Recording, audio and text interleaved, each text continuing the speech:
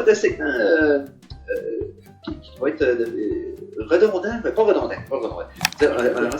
Un segment qui va être répétitif dans les prochaines semaines, c'est-à-dire que Mikey, de tout son feu de passion radiophonique, nous a bouqué des invités jusqu'au mois de mars.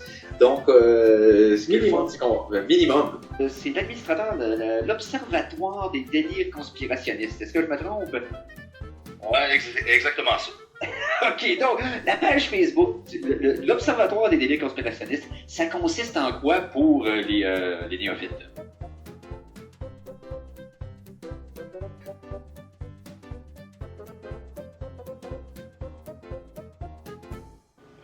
Pour faire un petit résumé, c'est un mélange un peu pêle-mêle de vidéos cocasses filmées par des gens dans leur voiture, de mimes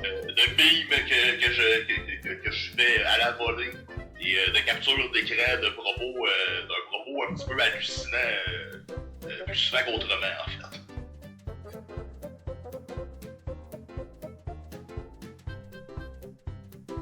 La page est partie depuis l'été passé, depuis le mois de juillet.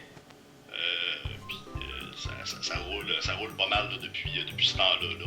On a beaucoup d'audience. On a une audience qui est en augmentation constante.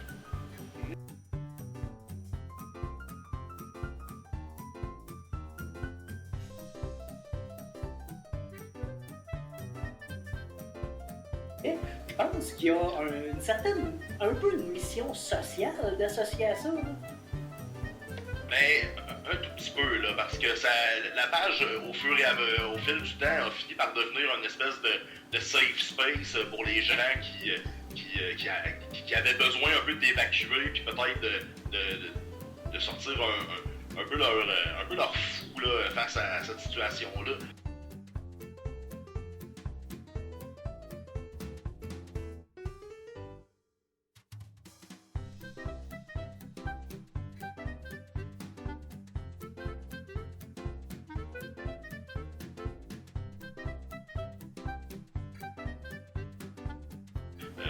Durant le confinement, on a comme vu apparaître là, mystiquement une bande de personnes dans les sections commentaires d'à peu près toutes les plateformes qui existent, là, de Spotted, de Robinville à TVA Nouvelles, en passant par enventebb.com, ils sont débarqués avec des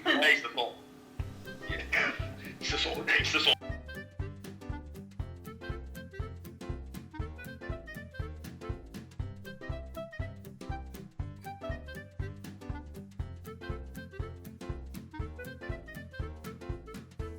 à prendre le crachoir, puis on est vraiment de manière agressive sur toutes les plateformes possibles et imaginables pour répandre leur théorie un peu loufoque, là, on va se le dire, là. Les gens sont devenus un peu dépités par ça. Moi, quand j'ai commencé la page au tout départ, c'est en voyant arriver ces énergumènes-là un peu partout commencer à nous dire que on vit dans une conspiration globale permanente où est-ce que nous sommes contrôlés par des pédosatanistes puis qui nous ont dit que porter le masque était lié à ça, le COVID, un peu tout ça, tout, un gros melting pot de plein de choses où est-ce que les gens ne savaient pas trop quoi répondre, puis à la minute où est-ce qu'on commençait à répondre à ces gens-là, puis à leur apporter des arguments rationnels.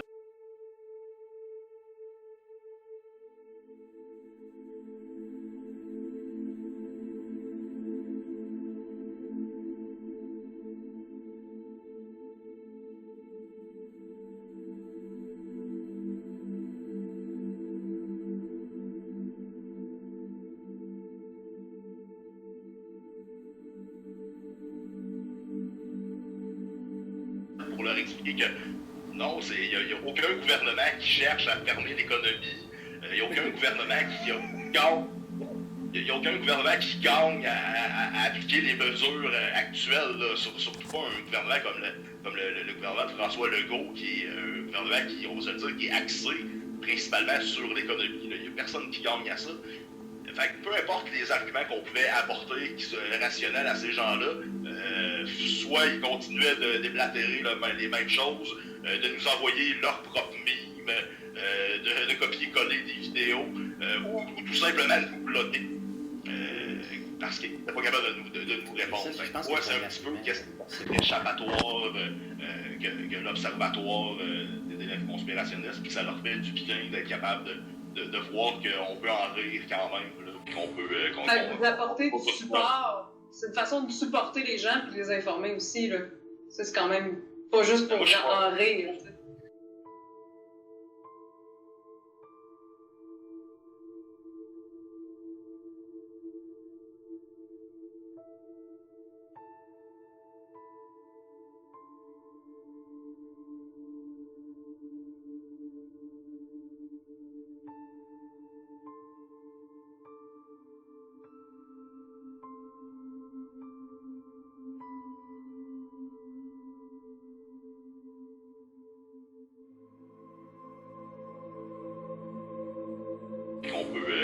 Vous apporter du support. C'est une façon de supporter les gens et de les informer aussi, là. Ça, c'est quand même pas juste pour en rire.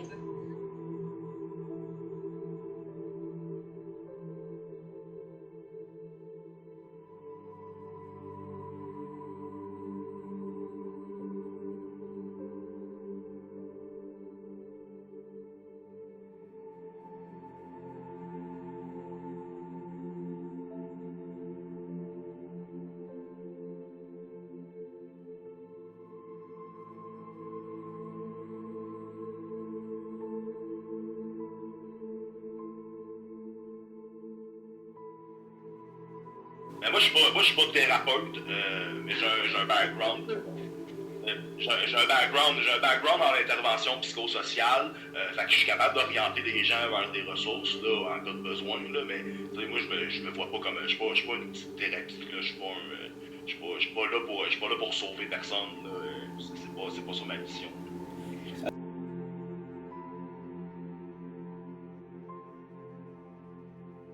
Non, déjà la pédophilie, c'est quelque chose qui n'est pas socialement acceptable. Mais si en plus c'est des satanistes qui la pratiquent, ça devient l'ennemi de jeu de rôle ultime. Là. Ouais, à ce moment-là, même les pédophiles les haïssent, tu sais. Ah, ben oui, parce que les pédophiles satanistes leur font mauvaise presse. Sur l'instant, que même les pédos haïssent. Question comme ça.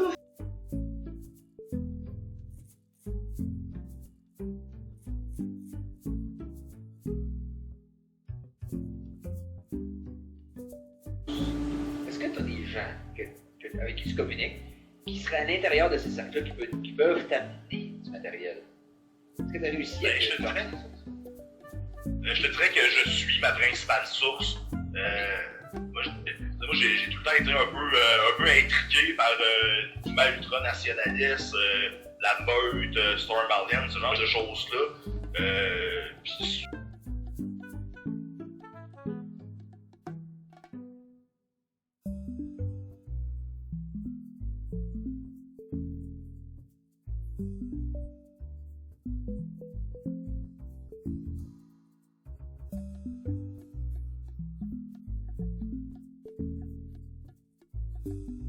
parce qu'ils ont commencé à voir passer des articles un peu partout, sur nos pages, ainsi que sur les pages de la gang de cave qui aiment ça nous haïr.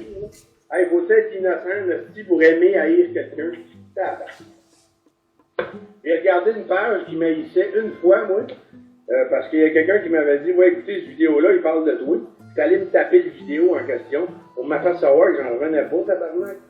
Non seulement ils nous haïssent, ce monde-là, mais en plus, ils passent leur semaine à scruter nos pages, tabarnak. Faut-tu être malade dans la tête, en esti? On a défilé en écueil. Moi, j'ai des faux accounts Facebook que j'ai créés il y a plusieurs années pour filtrer ce genre de groupe-là, puis aller là, parce que ça m'intrigue. Ils nous traitent, nous autres, de débiles mentales. Ils m'aiment pas. Ils écoutent toutes mes vidéos à la lettre, mes pauses, ils scrutent tout, ils checkent mes mots, ma boucle d'oreille, ma crotte, c'est pas désir.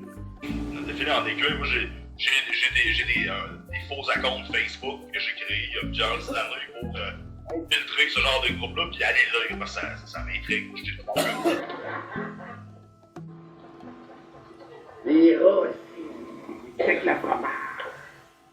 À votre santé, aussi. À tous ceux qui aiment nous haïr. Un peu cette fascination-là. J'ai pas toujours partagé mes observations, mais j'ai toujours un petit peu observé qu'est-ce que ces gens-là disaient. Puis de fil en aiguille, ces gens-là sont devenus des fers de lance du mouvement conspirationniste québécois. Donc moi, je suis ma propre source.